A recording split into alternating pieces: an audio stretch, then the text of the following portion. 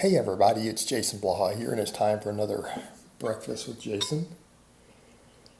And today let's talk about stabilizers. Something that comes up a lot, multifold in nature. Actually, I've got a Q&A coming up. It won't be up for like a month, to where a guy had asked, hey, do squats build your hamstrings? And do deeper squats build bigger hamstrings? Is it a sufficient hamstring exercise? Because, they get worked. Well, no, they're a stabilizer, right? And yes, we actually do have research on hamstring hypertrophy with full squats. And it's pretty bad. It doesn't do a whole lot for your hamstrings. Or they'll say, hey, I do this exercise because it brings all these stabilizers in. It works all these stabilizers. All right. By that same token, though, jogging works your legs. I don't see anyone building massive, strong legs from jogging. Maybe a few genetic freaks who do. They're extreme outliers. I do dips because of all the stabilizers it works. Or dumbbell chest presses work more stabilizers than the barbell. Okay, that's true. But I'm not going to build your stabilizers, and I'm going to make the case that the more stabilizers a muscle, or the more stabilizer muscles that an exercise uses, the more assistance work you need to do for that exercise to get better at it. Like that's not a selling point for hypertrophy. Okay, that's a selling point for building strength, right? Because big movements that use the most muscles through the body do help us develop the most strength, and we move the most weight, right? So if our goal is to be better at powerlifting, we should probably do really big movements. If our goal is to hit someone harder on a playing field, we should be doing big movements, right? Strength, this is where we use strength. But to say that because all these stabilizers are used, that it's a great hypertrophy tool is just incorrect, because the stabilizers generally don't grow. They don't generally grow. And people don't understand that stabilizers are specific muscles that we already train. Perfect example. What do we think of as stabilizers on a squat? Right? What are your stabilizers? Well, what are your primary movers? All the hip extensors, glutes, adductors, abductors, quads, knee extensors, right? Those are the muscles that contribute the most to how much force you produce on a squat. That's where it's going to really determine the amount of weight you're capable of moving if you can keep it stabilized. Well, what's stabilizing us?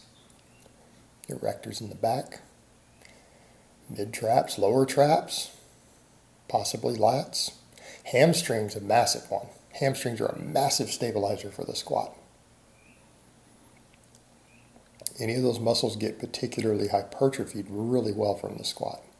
Not so much. Not so much. We should probably be training them separately. In other words, if we want to have a better squat and we're worried about stabilizers, we need to be training those stabilizers. What does that mean? Well, we should probably train our hamstrings, because the squat doesn't. The muscle growth in the hamstrings from squatting is very, very low. It's like the erectors in the back grow only a little bit, very, very little. Your traps grow very little from squatting. Well, arguably lower traps and things, in particular with certain bars, can grow more. These muscles are not contributing to the workload. They're either stabilizing isometrically or they're opposing muscle groups, right? Their strength matters, but they're not getting a lot of direct stimulation in a way that's going to cause a lot of growth. You can get a little bit. It's going to contribute to your overall weekly workload to those muscles, but they're not going to get maximized even close to from it. We should probably be training them. How about we do good mornings and things, right? Let's build up all those muscles of the back, right? Under subjecting them to more loads like that. Right? We should probably be training our lats and lower traps and mid traps and everything with weighted pull-ups and rows. Probably help. Might even need to do some direct hamstring work. It might help give you a better squat, particularly out of the bottom. Because the squat isn't building those muscles very well. It's building your glutes, your adductors, your quads, in that order. All right, that's what it's building. All right, come over with bench pressing. Then versus dumbbell benching. What are our stabilizers? What are the primary movers? What lifts the bench? Pecs, anterior deltoids, triceps. We can make an argument for external push from other muscles just due to them getting in the way, like maybe your lats, depending on your structure and how big they are, can contribute, but not as a primary mover. The contraction of the lat's not doing it. It's just that it's big and it gets in the way and it can pop against your triceps, kind of like knee sleeves do on a squat, right? Those are what's moving the weight. Those are the muscles that are going to grow.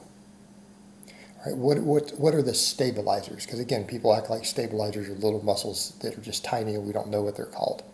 Well, what's the most important stabilizer? Top of your head on a bench, the bicep. Biceps. That is one of the most critical stabilizers on the bench. What else? I'll name a couple more. There's actually multiple, but how about posterior deltoids? How about your lats? Those are all stabilizers. You honestly think you're going to build big biceps? Think you're going to build big biceps and lats and rear delts from benching? I doubt it. I don't think the data supports that.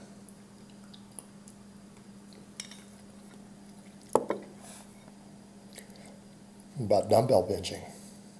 What stabilizers does it work even more? The biceps, right? People are like, oh, well, it uses more stabilizer. Yeah, it uses more bicep, definitely. You're going to think you're going to build big biceps by using dumbbells. So, people use that as an excuse. Well, I use it because I'll get more hypertrophy from the stabilizers. No, you might get more hypertrophy because it stretches to a deeper range of motion because the bar can go lower than your chest. Because the bar stops on your chest on the bench, right? Dumbbells, you can go lower. That's it. That's why. Biggest reason. All right. You're not going to build the stabilizer. Your biceps don't get, no one's building 19-inch biceps by doing dumbbell chest presses. Okay, it's not happening. So what should you be doing? I don't know. Maybe you should train those stabilizers directly. If you want the stabilizers to help improve your bench, maybe you should do some rows. Maybe you should do some weighted chin-ups. Okay? That'll build those muscles. That'll build those muscles. Back to weighted chin-ups, phenomenal supplemental lift for the bench. So are rows, so are pull-ups. We thicken up a lot of those stabilizers. And some of that can give us external tension, right?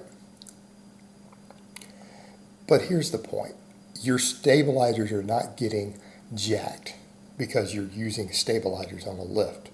If anything, it means that you probably need to be doing work to train those stabilizers separately so that you have them bigger and stronger on your big lifts.